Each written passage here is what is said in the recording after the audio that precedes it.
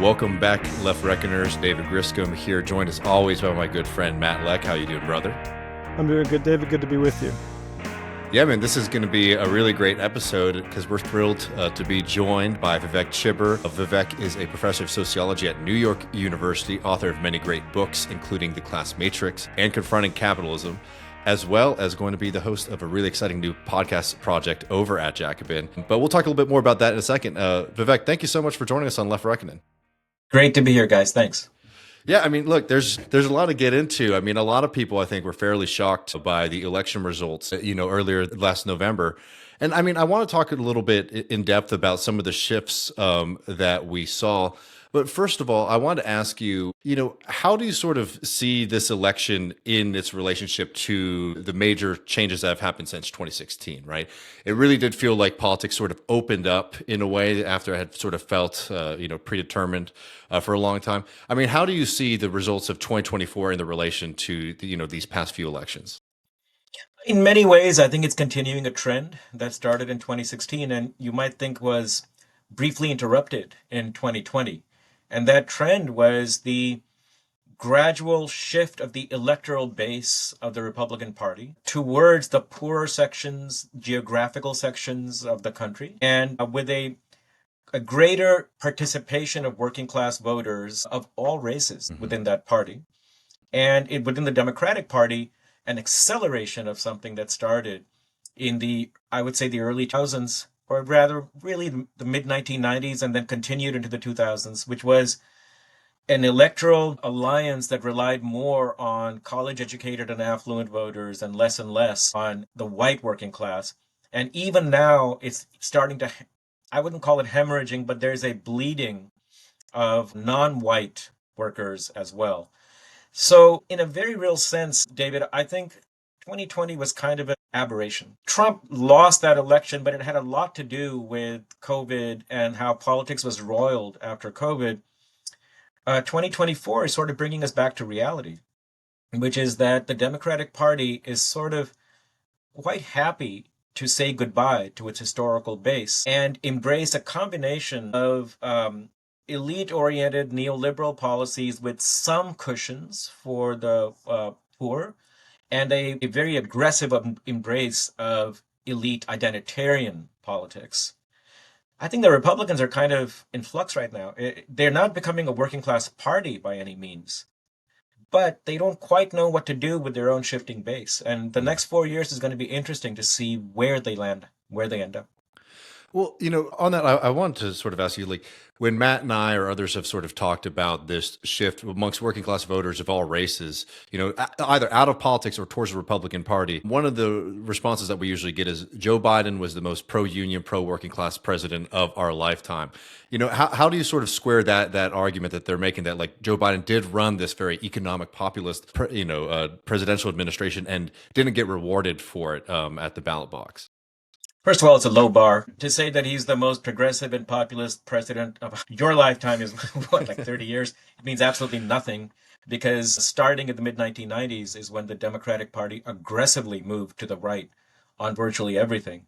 So for him to have stepped out of that path to some degree means all it means is that he's not as aggressively a neoliberal as his party is.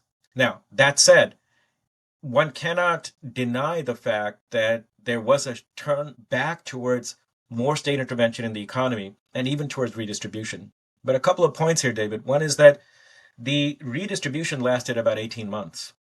It was really a response to COVID. And it is also the case that once the COVID crisis expired, so did all of the childcare supports that they had, the income tax supports, and the relief that they had. He let all that expire. What he maintained was what you might call an industrial policy. Now, there's a point here. There is nothing intrinsically progressive about industrial policy. Industrial policy is simply the state giving assistance to units of capital. That's it. It says nothing about what's going to happen with the profits coming out of the investment, whether it comes with conditions or not, and whether or not capitalists are going to be asked to recognize and to give some sort of respect to labor and the interests of labor. What you saw Biden do was momentarily shift towards a genuine redistributive agenda, however weak it was, let it peter out, and then continued to embrace what remained, which was state assistance to industry. Now that had its rewards. Industry loves Biden. Mm-hmm. The big money went to Harris during this election. That was the reward, but it also had its cost, which is that everyone remembered that he let all the assistance and the income supports lapse. And the really big elephant in the room, which was inflation, he did absolutely nothing to combat inflation. In fact, he handed it over to the Fed and told them, you take care of it. And the Fed did what it always does, which is say, okay, cool, we're going to raise interest rates and try to lay off a whole bunch of people to bring down a price rise, which wasn't caused by excessive demand in the first place. It was largely caused by interruptions in the supply chain. How are you going to fix that by raising interest rates? Mm-hmm. So that defense is not entirely flawed or mistaken, but it's substantially flawed and mistaken. It comes from two things: a exceedingly low bar for what people can expect. The Democratic Party has come to the point, and its supporters have come to the point where the justification for supporting them is they're better than zero. Mm-hmm. Mm-hmm. People don't want something that's better than zero. And so they punish them at the poll. And I don't think you're going to see that change very much. You mean like in the upcoming elections? I think in terms of the Democratic Party's strategy. Yeah. Do not, there is no. The Democratic Party strategy has basically been, we need to have a left-wing Joe Rogan, which is a pretty cheap argument. Oh, even that you're not going to obviously see. I mean, we can talk about that in a minute, but I think the lessons they're going to take away from this election, and you can already see it in the press, is that we lost by a whisker. What we need to do is do a better job next time in finding the electorate that we need. And that is not the working class electorate. Yeah, I want to follow up on that capital interest point, because you mentioned the big money behind the Democrats, and then you have certain billionaires maybe behind the Republican Party. Where is capital? Like, where is that at across the two parties right now? You know, Matt, we don't have all the data right now on the support and how it went to the two parties. It's kind of anecdotal, but I'm pretty confident that the data, when it does come out, will show a couple of things. One is that whatever establishment money there is from segments of the business community that are organized and that are historic donors to the parties, that was primarily going to the Democratic Party. And what you see on the side of the Republicans is two things: kind of maverick capitalists, that is, people who don't represent the opinion within the class itself as a generality, like someone like Elon Musk, for example. And you have some segments of ideologically motivated big capital, like Peter Thiel, people like that. But when you look at the organs of the class as a whole, they seem to really still very much be wedded to the Democratic Party in the way that they were to the Republican Party in the 1970s and 80s. Capital as a whole sees the Democrats as the party they want. They do not want to see either a Trump or a Sanders that's coming in to roil the system and to create an unpredictable landscape for them, because they're doing really, really well for themselves. Everything has gone in their favor in the last 40 years. They don't see a problem. They would like to see a George Soros-like reform where you put some cushions in the landscape, but they don't want to see anything that's upending the system. Now, that said, it's different for Trump this time than it was in 2016. In 2016, the class as a whole despised him and couldn't accept the fact that he'd been elected, and they wanted to have nothing to do with him. That's different this time. What you're seeing is that they're lining up reluctantly behind him to play ball for two reasons. One is that they see he's real. The phenomenon is real. You can't dismiss it. He's got a real support base, and you're going to have to reckon with him. Secondly, what they see is he's vindictive. He's going to come after you. He's going to pick you off one by one if you don't fall into line. Now, there's a reward to them if they do. He has made all sorts of promises of tax breaks, tariffs. It's not clear how tariffs is going to affect them, because there's pluses and minuses for the business community. But there are large sections of domestically oriented business that's going to benefit enormously from tariffs. And they see that. I don't think you're going to find the kind of opposition to him within the capitalist class that you did in 2016. They're going to fall into line. But I do not think there's any appetite for the more draconian political measures he's threatened the authoritarianism and redoing the Constitution and all that, you're going to see fierce resistance from the political and the economic establishment to those things. I'm thinking I'd be surprised if they don't win. Trump is not ideologically motivated. He says these things, but he doesn't have an agenda. And the people behind him, they might, but he calls the shots. He's not gonna be like Biden, where there's somebody else doing all the thinking for him. He doesn't like it when other people interfere.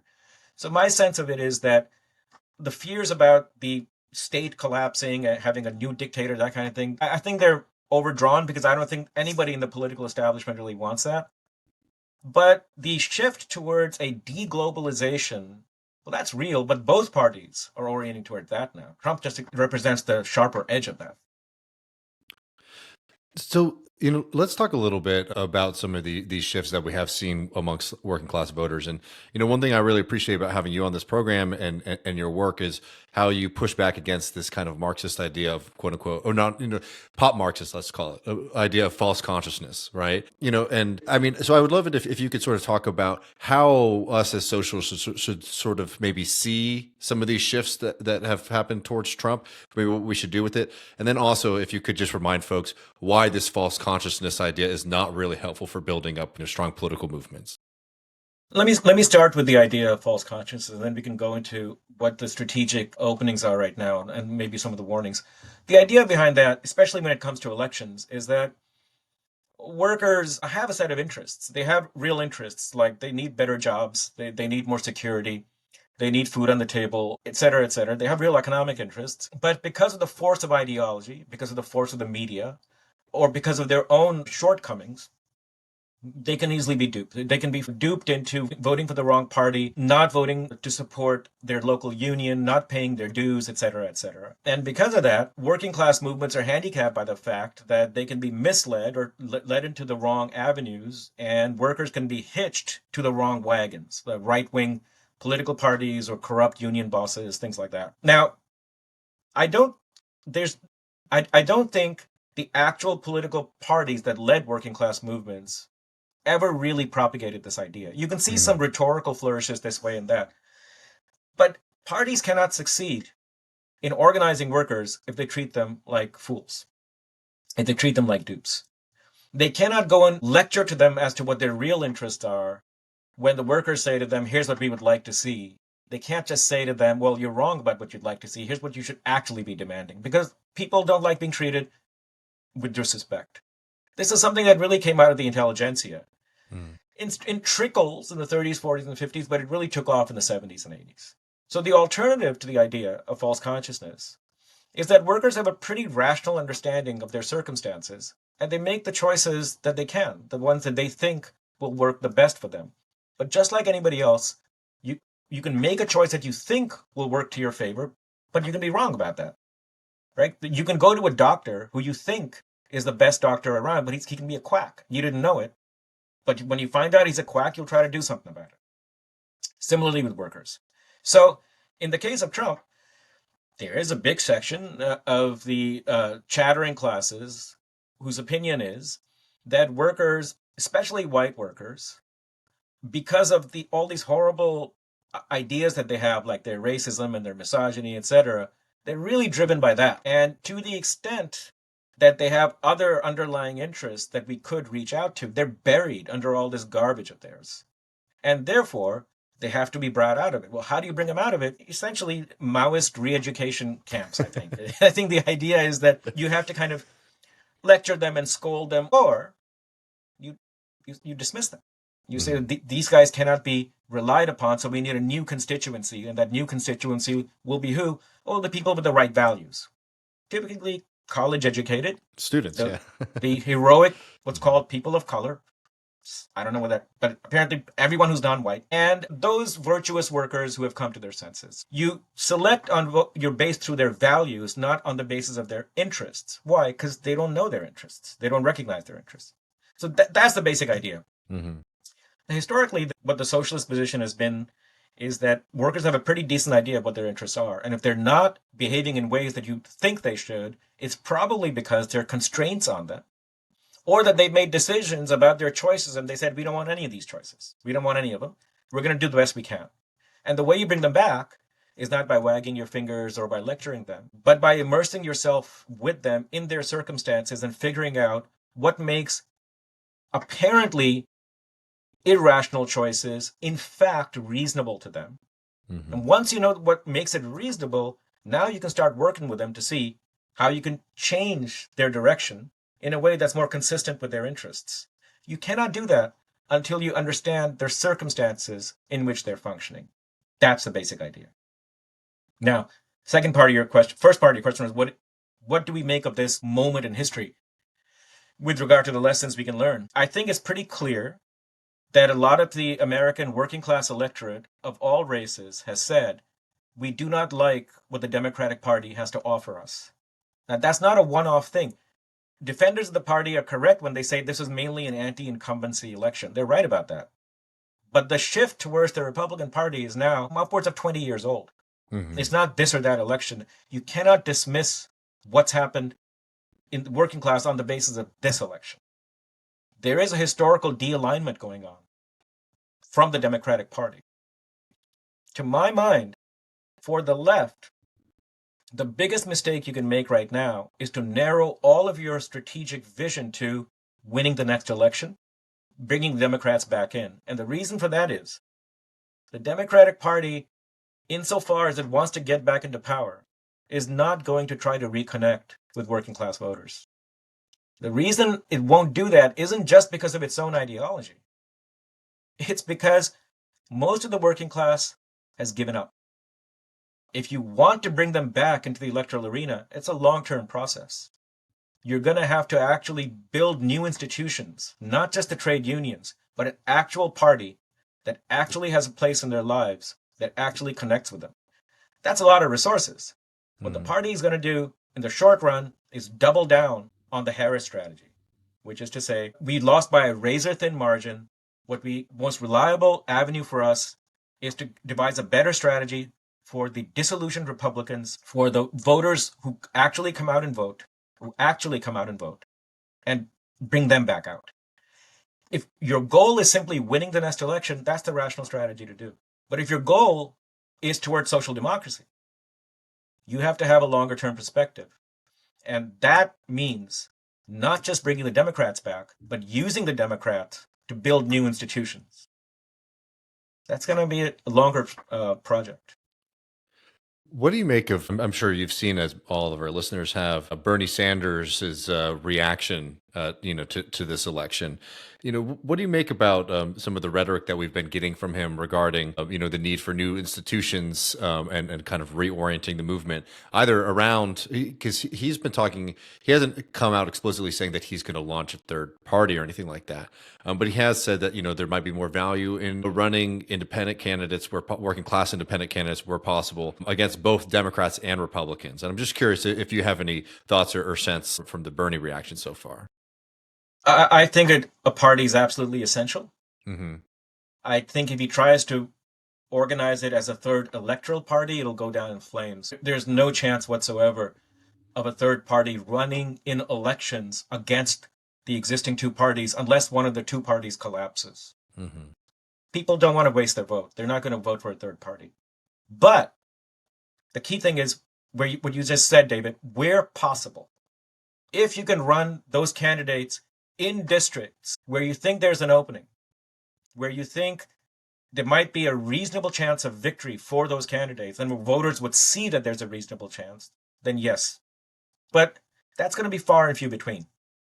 What you really want to do with the party is use it to get people on the ballot line, support Democrats where they're pro-union Democrats, where they're themselves of working class origin, run against them when they are lined up against you and you think you can win. But the goal cannot be to win the elections. It has to be what you just said, building institutions. That means community organizations within working class neighborhoods. It means trade unions. It means real grassroots organizations towards the other goals you have, like ecology, like the rent struggles, police reform struggles. The working class movement has always been multidimensional. Right now, it's not even unidimensional. It's just dead. And Bernie knows better than anyone that building a party as a third party like the Green Party gets nowhere. That's why he ran on the Democratic ticket. But I think some organized expression of working people and their interests and their needs, which will work with the Democrats when they can, but push the Democrats and threaten them when they're not listening, is not only a good idea, I think it's essential. I don't think there's any other way out of this. So in how we're talking about this though, like, are we talking about maybe something that, while it might be utilizing a Democratic Party ballot line, is some sort of new formation or new like institution that operates a little bit like a political party might in other historical contexts, in the sense of like, all right, this is, let's just call it like, the Democratic Socialist Party or whatever. Yeah. And it's sort of, they run Democrats, but people have like kind of dual membership. Is that the kind of thing that we're talking about here? Yeah, I mean, for lack of a better term, it's what communist parties used to be in the 30s, 40s, 50s. You're your own party. You try to run candidates where it's possible, but your fundamental goal is to organize the class and to fight for the class. I do not think it's possible in this day and age to ignore electoral politics altogether, especially in this country, because most people only pay attention to politics around elections. But it cannot be a venture that confines itself to trying to electoralism, because A, you won't win, and B, winning elections is meaningless unless you can actually have a movement behind you. And the Dems aren't going to do that. Frankly, Sanders has never done that in his life either. Mm-hmm. So I'd like to see what he has in mind. He's never been a movement or organization builder. He's been, a lone actor who goes on his own and inspires people. But if, right now, there's no other person on the American political scene who could have anywhere near the impact that he does. And if he were to throw himself into this campaign as his last campaign, I think it would do a lot of good. Right now, what's called the left, I don't really know what it means in the U.S. What's called the left is directionless. It's going back into its internal fighting, and it's still dominated, entirely colonized by the middle class. And it'll go nowhere as long as that's true. Yeah, I mean, in the last couple of minutes before we talk about the podcast, I mean, I want to sort of talk about this tension here, because, I think a lot of our listeners might, feel, personally addressed there, right? In the sense of like who they are and all that, like, so how do you get out of that? If you are somebody who does just want to, engage and build something different, how can we see the left break out of its kind of current crisis? Because, it's one of those things where we can just sort of be waiting for something to happen. Yeah. Which, I don't think is an answer. It is a fact that most of your listeners and most people who call themselves leftists are not among the people who work for blue-collar jobs every day. So when we say that a problem with the American left is that it's dominated by professionals and the middle class and all that, you shouldn't see it as a personal insult. If you're a thinking person and you have some understanding of where progressive movements came from, you shouldn't take it as a personal affront that it didn't come from people like you. What you should see it as a challenge, that people like you didn't do it, so you need to find ways of activating those people who historically have actually moved things, which is working people. I mean, I'm the worst kind. I'm a tenured professor at an elite university. Taking this stuff personally is just childish. It means you haven't reached the stage of adulthood where you can separate your personal biography from your values. So I would urge your readers to go ahead and embrace adulthood and say, okay, I can't help how and when I was born, but I can change my actions. That brings us to your next question, David, which is, what do you do? I think for any left person in the United States today, you do two things. You be active where you can, in whatever domain you can, which might be your university, might be your workplace, it might be your social club. You do what you can, but you don't adjust your worldview to justify what you're doing. So you recognize the limits of what you're doing. It might be quite limited, but then you understand that you don't have the means to go beyond those limits. When the opportunity presents you to go beyond those limits, like a Bernie Sanders campaign, like a local trade union campaign, and there's an avenue for you to jump in and help with that, you do it. You throw yourself into it to the extent that you can. What you cannot do is what so many of us do, which is to say, nothing much is happening, I'm just doing this little bit, so here's what I'm going to do. I'm going to invent an entire philosophy that says that little bit is all it's going to take, and that's all you should try to do. That's called a rationalization. That you cannot do. And sadly, that's what most of us have done over the past 40 years or so. When the opportunity to actually jump into real movements disappeared, we reinvented what a movement is. We reinvented the philosophy to justify either doing nothing or to doing everything in spaces that mean nothing. That's what's called, I think, hyperpolitics these days. Well, okay, so Yeah. apologies.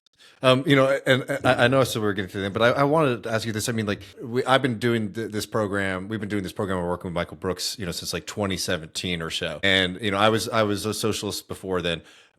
Do you think that the left, particularly like the people who are writing for the big magazines that we read, reading the books published by the major publishers, do you think that the left is returning to that kind of class politics, or is it still maintaining that kind of, what if we conceptualize what like a class movement or a socialist movement is? Yeah, let's rethink what a worker is. Yeah.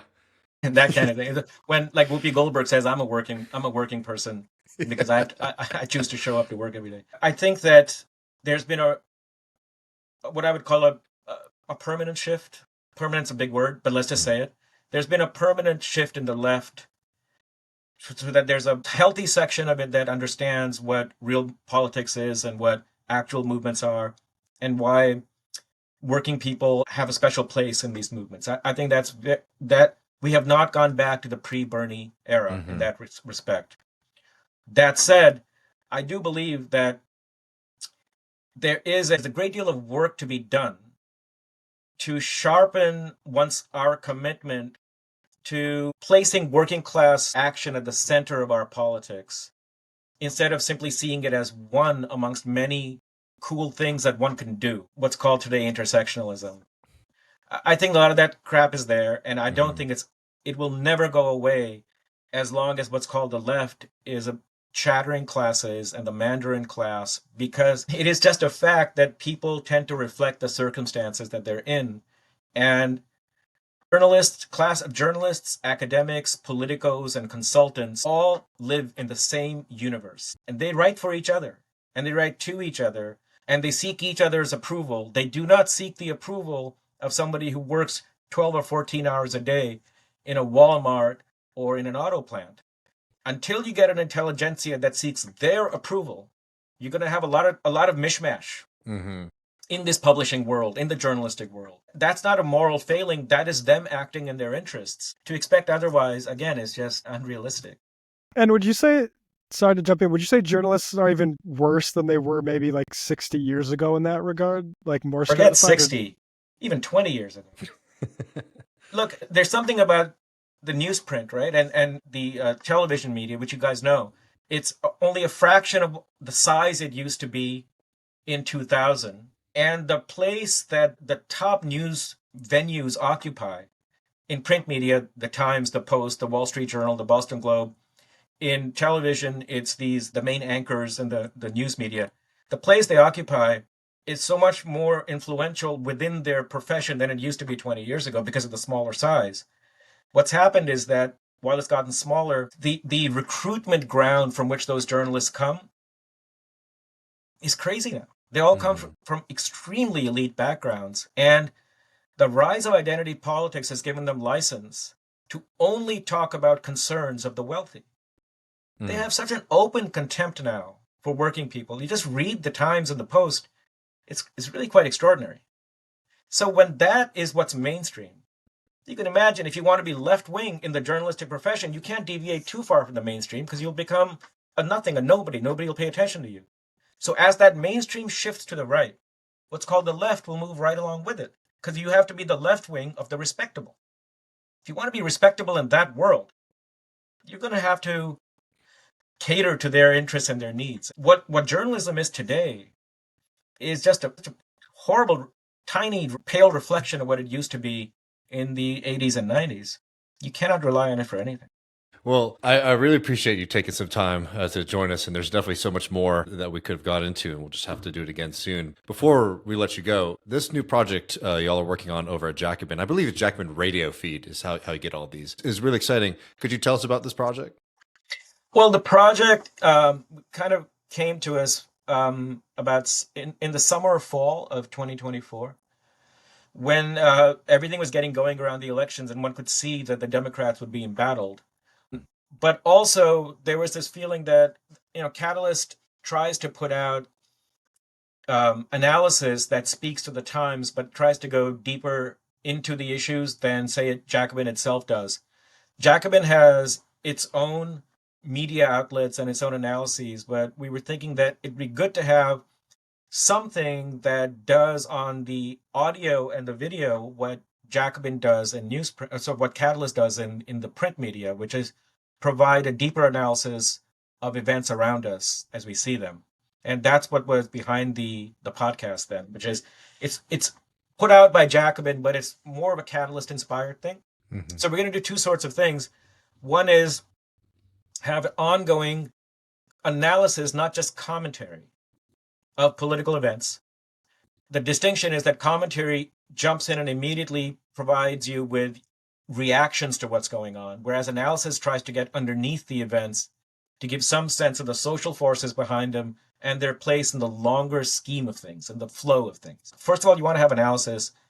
The second thing we want to do is have a platform for Catalyst authors. So when each issue comes out, we'll try to have conversations and interviews with authors to try to highlight and get them to present in a punchy, short form what they're saying in these longer articles. So people kind of have an audio intro into the articles, and it'll whet their appetite to go and read them. There's no shortage of commentary in the podcast universe and YouTube today, but analysis is less common. So we thought the combination of Jacobin and Catalyst in this universe would be a nice complement to each other.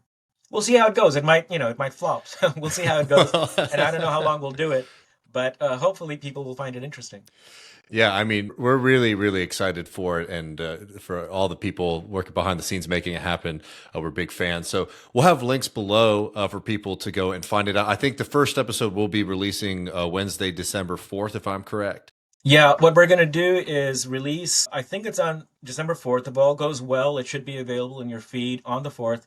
And then we're going to have a new show every week for the rest of December. Then starting in January, we'll move to every 2 weeks. Sweet.